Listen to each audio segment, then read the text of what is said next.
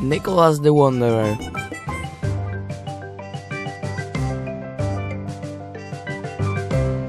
Beginning of November in Poland.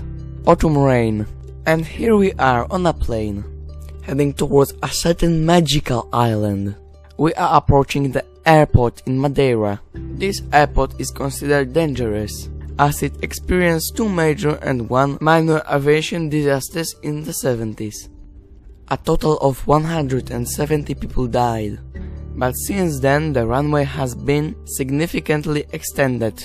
The structure is supported by 180 artificial pillars, extending the runway by over a kilometer.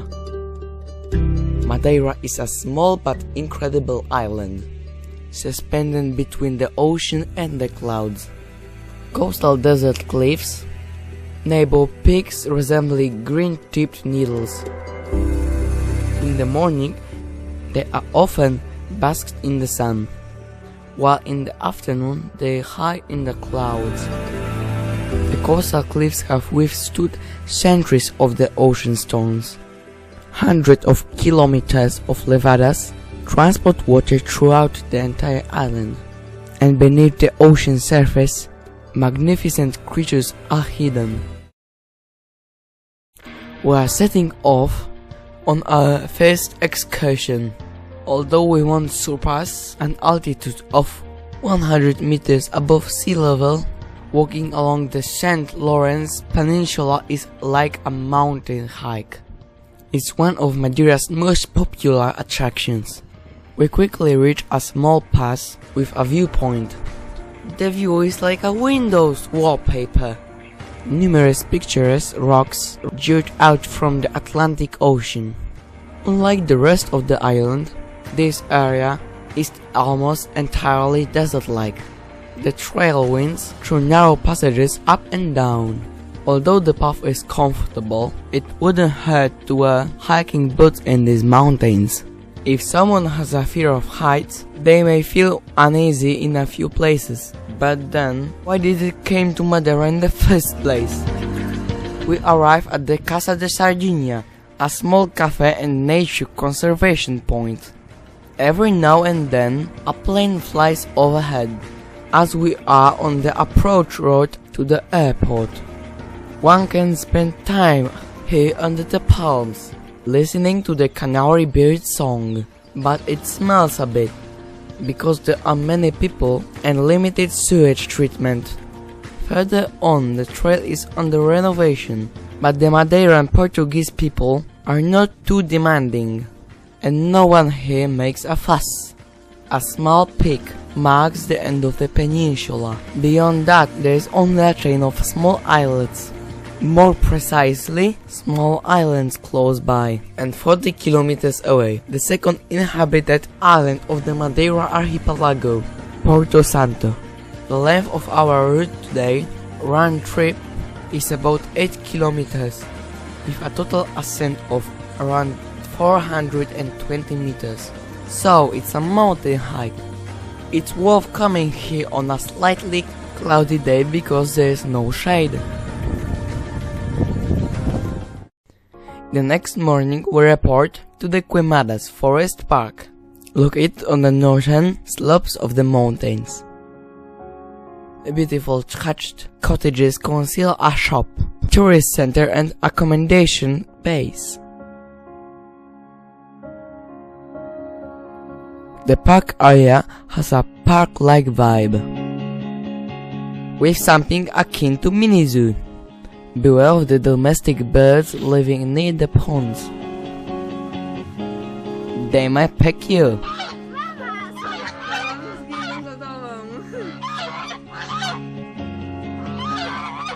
The surroundings of the park are covered by a majestic forest. But above all, it serves as a starting point for one of the Madeira's most visited levadas. Levadas are nothing more than Madeira irrigation channels. They primarily serve to transport water from the wet northern part of the island to the agricultural areas in the dry south. Most of them were built between the 15th and the 17th centuries and were mainly constructed by slaves, with the technical knowledge originating from the Moors. The Caldeirão Verde Levada, the Green Cauldron, is a section of the larger system spanning 37 kilometers. It tends to be very crowded, so it's best to go there in the morning or in the afternoon. Definitely not around 10 or 11 when coaches unload mass tours here. Initially, most sections of the trail lead through a wide path in the lush forest. After some time, we come across the first tunnel. It's very short, and we can manage to pass through it with a mobile phone. However, it's best to have a headlamp or flashlight. In this part of Levada, there aren't really any long tunnels. The longest tunnel on the island, which is over 5 kilometers in length, is not accessible to tourists. The accessible one has about a kilometer. So when considering levadas in Madeira, it's advisable to bring a reliable flashlight. We continue along a narrow ledge that encloses the canal with the deep valley opening up to the right. Below us are cliffs, but fortunately, the edge is securely protected. Fish, and quite large ones at that, live in the levadas. The section to the Green Cauldron is 8 kilometers in length, making it a 16 kilometer round trip. Some sources claim it's 12 kilometers, but it's just an optimistic version for tourists. The Green Cauldron is an incredible picturesque valley with a waterfall and a small lake. The waterfall is said to be 100 meters high, but you know, this tourist dilation might make it more like 70 meters. Nonetheless, this place is truly wonderful. It's time to start heading back. The entire excursion will take us about 4 hours. This is what proper passing on the levadas should look like. The return path may become a bit tedious, but there are few levadas where you don't have to retrace the same route. As we walk calmly, it's worth paying attention to the incredible vegetation of Madeira. The next day, at 8 in the morning, we report to the island's third highest peak, Pico de Arieiro. There is military radar station located here, and it's also the starting point of Madeira's trail number 1, leading from here to Pico Ruivo. The wind is currently timidly dispersing the morning fog. The radar station, or rather the road leading to it, has made it easily accessible for hordes of tourists. Just a few steps away from the cars, we find ourselves on one of the most beautiful mountain trails in Europe. The only downside is that we are unlikely to be alone here, but we won't encounter queues like those at the peaks in the Polish Tatra mountains. A few steps and we reach the most iconic part of the trail, which is featured in all depictions of Madeira.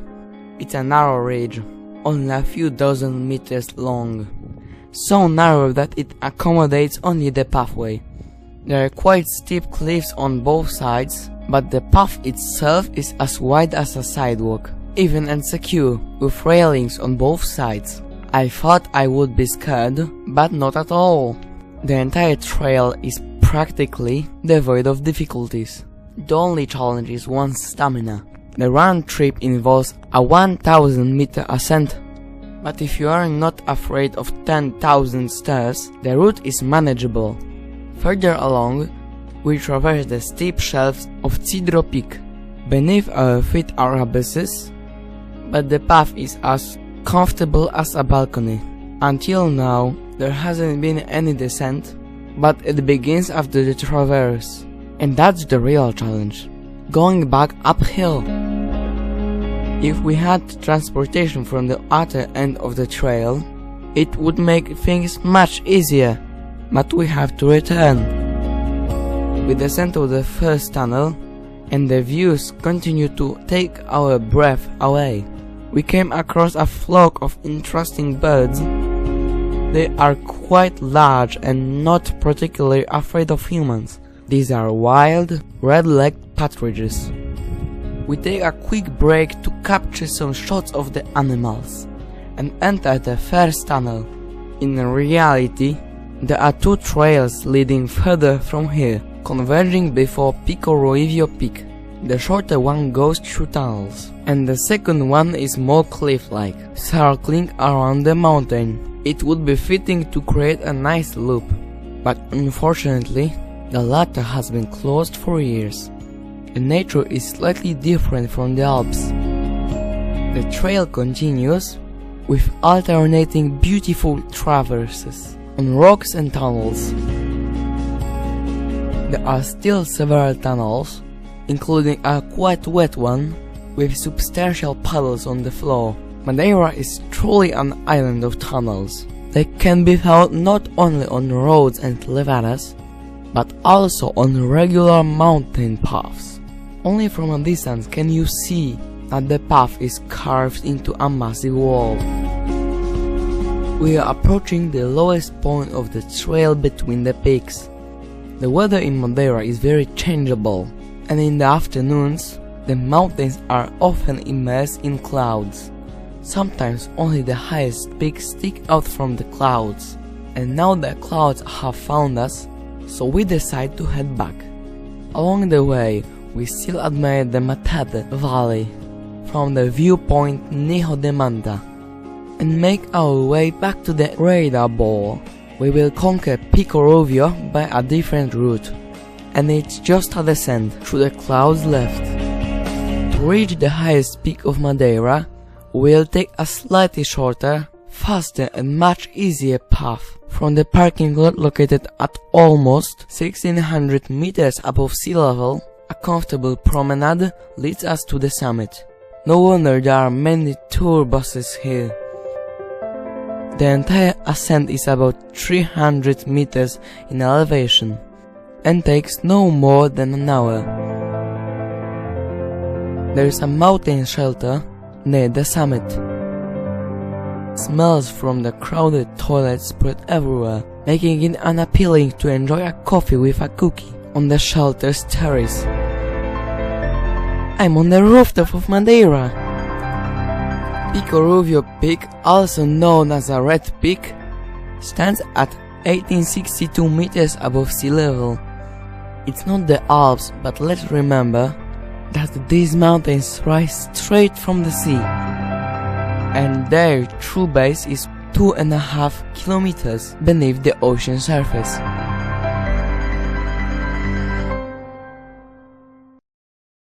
Visiting Madeira is not just about excursions. Many people come here simply for the tourist resorts. They aren't any proper beaches, but there are places to spend time. Taking a mandatory photo by the monument of the most famous Madeiran. The island's capital, Funchal, has 100,000 inhabitants and probably twice as many tourists who are always present here. The city itself fully deserves the title of an elegant resort, just like the whole island, immersed in greenery and flowers. It's also very crowded. One of the city's attractions is Farmers Market. Tourists are overwhelmed by the vast wealth of colorful fruits.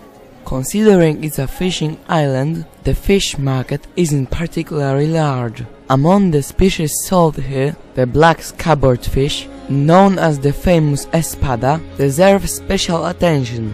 That's the one with the large teeth, often served with bananas. The narrow streets, some with the painted doors, are full of atmospheric taverns. Wait, what's that driving over the rooftops? Well, that's because the upper districts are 500 meters higher than the lower one. There is an actual cable car operating here. After a quick visit to the ticket office and a glance at the price list, we'll go to the botanical garden by car. There are two gardens here. This one is less interesting. There's a traditional Madeiran cottage here, a peculiar geometric garden, and you can see some animals as well. Of course, there is a whole variety of interesting plants. The entire garden is located right above the highway. Madeira's fauna is surprisingly poor, except for birds and lizards. There are no larger wild animals here. However, they can be found in the ocean. We'll take a short ride on a catamaran to observe them, and in the meantime, we can also admire the capital of the island from a different perspective.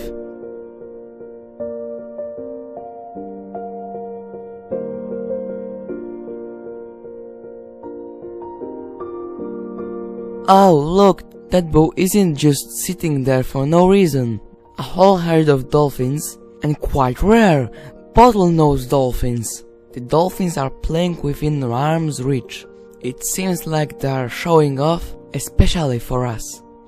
We can't stay here for more than 10 minutes, so as not to disturb the animals, and so that the boat owner doesn't lose their license. We continue sailing. Unfortunately, from a distance, against the backdrop of the airport and the St. Lawrence Peninsula, we can admire the pilot whales, which are actually dolphins, but mistakenly called whales in English. We will take a quick look at the Garajao Reserve, with a statue of Christ and a cable car, and there, in a distance, barren islands stand out, also a nature reserve uninhabited by humans. And that concludes our sea trip. We can observe some sea creatures right from the edge of the pool. Some of them are quite sizable. Of course, these are not all attractions of Madeira, and I invite you now to watch the next film about this wonderful island. We'll visit a magical forest, viewpoints, natural pools, and wild Levada with underground showers. See you soon!